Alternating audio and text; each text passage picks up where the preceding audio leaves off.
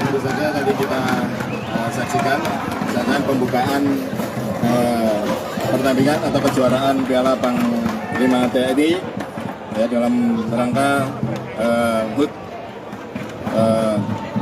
kemerdekaan ke-78, dan ini sebenarnya sudah rutin dilaksanakan oleh TNI, tapi karena waktu itu COVID sehingga terhenti kurang lebih 3 tahun, sehingga ini kita buka kembali ya untuk tadi sudah disampaikan saya kira dalam amanat saya ya, untuk sportivitas, untuk soliditas TNI, baik TNI Angkatan Darat, Angkatan Laut, TNI Angkatan Udara, Mabes TNI, dan juga dari Kemhan maupun para TNI yang bertugas di luar struktur TNI juga digabung dari satu, sehingga juga sebagai ajang silaturahmi, sehingga dengan begini mereka dapat bersama-sama bertemu silaturahmi ya, dengan supaya tetap TNI dimanapun berada solid, sehingga dengan berbagai macam kegiatan termasuk kegiatan olahraga yang akan dipertandingkan mulai hari ini sampai 1 minggu ke depan.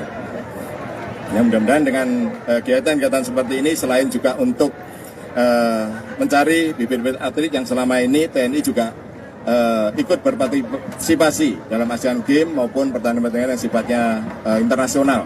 Ya, selama ini sudah berpartisipasi aktif di luar. Yang mudah-mudahan dengan kegiatan ini terlaksanakan juga menambah para atlet-atlet yang juga dapat membantu ataupun dapat membawa nama Indonesia dalam bidang olahraga ke arah yang lebih baik. Ya, saya kira demikian. Ya, dari disampaikan dan tanyakan. Pak. Izin Pak, ini kan dalam rangka menyambut HUT kemerdekaan ya Pak. Ada nggak Pak kegiatan lain yang direncanakan sama Mabes TNI dalam rangka HUT kemerdekaan itu juga selain acara olahraga ini Pak?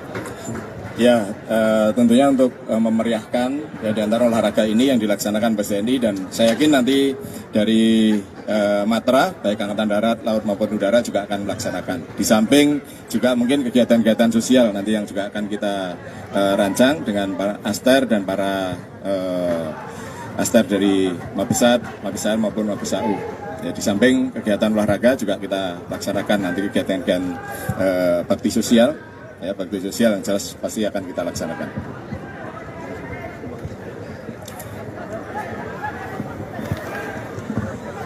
Awas yang belakang jangan sampai kena bola nanti. Mohon izin Bapak Panglima. Iya. Rifki Pak dari FIFA. Pak, mungkin bisa dijelaskan detail apa reward yang akan diberikan untuk para atlet pemenang nanti, atau berapa total hadiahlah mungkin kalau memang ada. Itu pertama Pak. Yang kedua mungkin kemarin kan TNI baru selesai melakukan latgab gabungan. Nah, sejauh ini bagaimana evaluasinya Pak? Begitu Pak. Jadi pasti akan ada reward ya. Para atlet kemarin sudah kita bicarakan bersama kepala staf. Ya, nanti tentunya di selain hadiah piala bergilir, juga hadiah untuk berupa uang, ya juga mungkin nanti ada penghargaan pada mereka yang selama ini ya sudah menjadi atlet baik nasional maupun internasional. Juga nanti di dalam pertandingan ini mereka yang berprestasi pasti juga ada rewardnya. Ya, untuk latihan gabungan TNI ini masih dalam rangka pull out. Pull out artinya kembali dari kemarin dari daerah latihan. Nanti setelah pull out kita akan melaksanakan evaluasi. Para panglima juga masih pada di yang Angkatan Laut masih di laut, yang Kogas Seragap juga masih mengawasi di sana untuk kembali alutsista maupun personilnya. Pasti akan kita laksanakan evaluasi. Kemarin sudah saya sampaikan setelah Latgab di T12 secara sedikit sudah saya singgung untuk mengevaluasi atau mungkin menambah atau mengurangi dari doktrin operasi gabungan TNI yang selama ini menjadi perpang. Berarti kemarin itu yang 3 spot kan ya Pak ya? Iya 3 spot, tapi yang untuk yang Kogab 1 dan Kogab 3 masih dalam tahap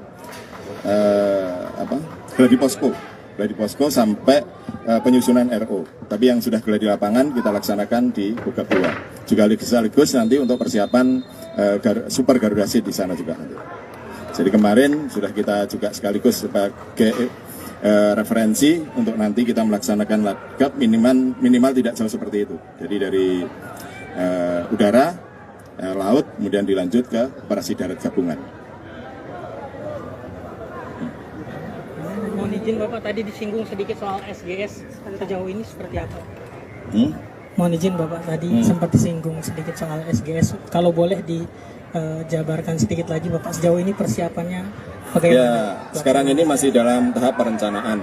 Ya, kalau operasi yang sifatnya besar seperti ini, apalagi sifatnya operasi bersama. Operasi bersama gabungan, ya, operasi bersama gabungan ini dalam doktrin TNI dilaksanakan dengan negara lain. Ya tentunya dengan melibatkan banyaknya alutsista dan personel yang terlibat karena ada dari luar negeri, tentunya kita rencanakan yang betul-betul matang dengan daerah latihan yang seperti kemarin kita lihat bersama seperti itu. Dalam kondisi seperti itu mereka juga harus melihat dulu, ya kita rencanakan sehingga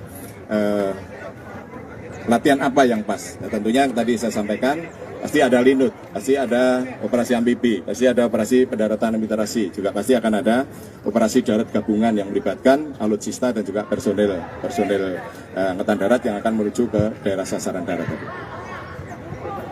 Ya. Oke.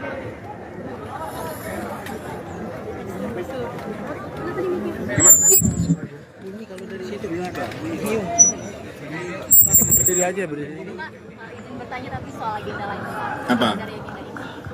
Langsung aja. Saya juga dari Tribun itu bertanya soal perkembangan kasus Basarnas Bapak sejauh ini bagaimana? Ya saya kira kalau tadi malam rekan-rekan semua sudah mengikuti di Kompas ya tentang talkshow dengan dan Puspom TNI menerangkan secara gamblang tentang kelanjutannya itu, dan ini sekarang dalam rangka penyelidikan, ya masih penyidikan, ya sudah ditingkatkan penyidikan dan sudah ditetapkan sebagai tersangka hari Sabtu yang lalu itu, dan sudah saya tanda tangan untuk ditahan masuk tahanan, yaitu karena ankumnya kalau Pati kan Panglima TNI, sehingga sudah saya tandani untuk ditahan dan langsung ditahan untuk dilaksanakan penyidikan lebih lanjut. Ya tentunya seperti yang disampaikan oleh Presiden waktu itu koordinasi. Tentunya kita sebagai penyidik Puspom TNI selalu berkoordinasi dengan KPK. Soal evaluasi bersama Pak Jokowi apa sudah ada? Belum, saya sudah melaporkan beliau, dan mungkin nanti beliau masih sibuk, mungkin kita akan evaluasi. Ya, tentunya saya minta masyarakat juga tidak khawatir dengan itu, karena saya lihat dari pembicaraan selama ini seolah-olah TNI kalau salah masuk peradilan militernya ada impunitas. Tidak ada. Tunjukkan mana impunitas yang diterima oleh prajurit TNI ya kalau salah. Ya, pasti dilaksanakan penyidikan dan dihukum sesuai dengan peraturan perundang-undangan. Undang-undang terutama karena kita yang masih berlaku Undang-Undang 3197 tentang peradilan militer, ya kita laksanakan seperti itu. Kita tunduk pada hukum. Kalau mau dirubah dan sebagainya, kita tunduk pada keputusan politik negara. Kita akan melaksanakan ini. Ini adalah keputusan politik negara. Ya kita laksanakan. Ya kalau masih ragu-ragu, ya silahkan ayo sama-sama kita melihat penjaranya kayak apa, penyidikannya kayak apa, silahkan. Jadi jangan selalu bilang produk Orde Baru. Kita semuanya produk Orde Baru. Ya, kita akui atau tidak produk Orde Baru semuanya. Karena memang saat itu kita lalui semua, Pak. Jadi jangan terus menuduh TNI ini produk Orde Baru, semua produk Orde Baru. Ayo kita akui atau tidak. Tentunya kita sudah berubah, ya sesuai keputusan politik pemerintah. Kita sudah berubah. Kalau nggak percaya, yo ayo datang ke TNI. Kami pun juga tidak tertutup untuk itu, untuk berdiskusi, ya berkoordinasi, bersilaturahmi. Kami sekarang ini sudah terbuka jauh dibanding dengan zaman-zaman dulu. Kami sudah generasi penerus. Ya, kami juga nggak begitu tahu tentang Orde Baru karena saya hanya mengikuti dulu karena saya masih junior kita semuanya. Karena kita semuanya sekarang menjadi pemimpin. Tentunya kita akan tunduk pada keputusan politik pemerintah. Ya.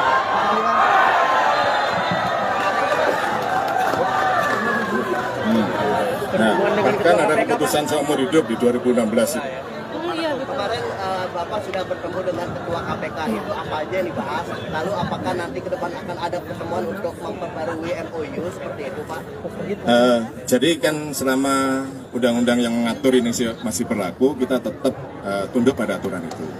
Nah, kalau ada apa namanya MOU tentang seperti menggunakan stah tamil penjara di Puspom TNI AL, TNI AD maupun TNI AU dipakai untuk bersama-sama untuk sebagai tempat untuk menahan yang mendapat keputusan tadi itu. Untuk TNI ataupun untuk sipil ya silahkan, karena itu sudah di dalam MOU. Ya, tentunya MOU akan kita lanjutkan. Dan kalau ketemu kemarin ya koordinasi silaturahmi tadi Pak. Ya tadi harus koordinasi ya kita koordinasi. Ya, tentang nggak usah takut tentang kayak intervensi kemarin dinyatakan itu bukan intervensi. Ya jadi kalau intervensi itu saya merintahkan batalion yang nggak tahu apa-apa tak suruh datang ke situ untuk memagar betis KPK lah, itu intervensi Pak. Yang datang itu kemarin para pakar hukum, gelarnya SHMH semuanya itu, Bapak Binkum TNI, Jambit Mil TNI, dan Puspom TNI, dan Sob TNI AL, TNI AD, TNI AU. Ya para pakar hukum semuanya yang tahu tentang hukum kita perintahkan untuk koordinasi supaya terjalin koordinasi yang baik dan kita bisa menyidik ini dengan objektif dan transparan. Pak, izin Pak, soal rencana pengadilan koneksitas gimana Pak? Kenapa? Pengamanan bantuan untuk Papua sendiri sekarang seperti apa? Kemarin Pak Sudah terkirim semuanya dari Kemsos 10 ton, dari Panglima TNI 8 ton, kemudian BNPB yang sekarang ini sedang berjalan. Jadi memang yang kemarin isu-isu tentang KB nggak ada. Jadi yang menghambat itu adalah cuaca. Kita tahu cuaca sekarang ini di sana kurang bagus ya, karena musim dingin juga kan sering kabut. Kita sudah siapkan berangkat dari Timika ke Sina, ternyata cuacanya berubah sehingga balik lagi. Tapi yang 10 ton, 8 ton dari Panglima TNI sudah terkirim semua ya, dari Kemsos 10 sudah. Ini sekarang sedang berjalan dari BNPB yang kemarin Kepala BNPB dan Menteri PMK meninjau ke sana. Tentunya kami siap untuk mendukung alutsista untuk penyelesaian masalah kekeringan di sana. Kita TNI selalu membantu masyarakat. Tapi kalau lokasinya dibilang disebut KKB ini bagaimana? Enggak, yang nyebut siapa itu? Enggak, yang nyebut siapa dulu? Aku kan nggak pernah menyebut loh. Yang tahu di sana itu hanya TNI Polri. Oh ya, oke. Nah, nek wong liya nyebut itu ya karepmu. Tapi tidak benar ya Pak? Nggak ada. Kita ada TNI Polri yang sudah standby di sana dan mengamankan itu, dan kita mengutamakan untuk bantuan kemanusiaan. Intinya itu. Ya, bantuan kemanusiaan, dan semuanya bupati, pemerintah daerah, tokoh agama semua menerima itu, dan kita selesaikan dulu untuk bencana kekeringan ini. Ya, saya kira demikian. Terima kasih. Selamat pagi. Terima